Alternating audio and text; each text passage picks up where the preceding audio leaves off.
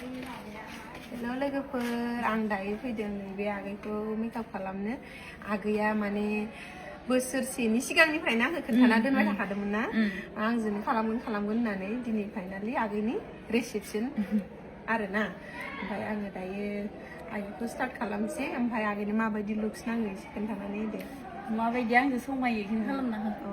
जागोन दे होमबा दायो फाइनाल लुकखौ देखायगोन लोगोफोर खालामबाय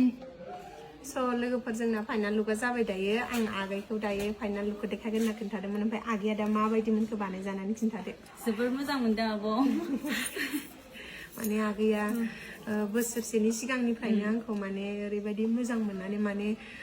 बुकिं खालामनानै दोनखादों आरोना ओमफ्राय दिनै फाइनालि आगैनि रिसेपसन आरोना ओमफ्राय माबायदि मोनखो लोगोफ्राबो खोन्थाहरदो ओमफ्राय आगैयाबो गोसोनिफ्राय मोजां मोनदों ना मोनाखै खोन्थाना होदो जोबोर मोजां मोनदों आब' नोंथांमोनाबो सोरबा मेकआप खालामजानोबा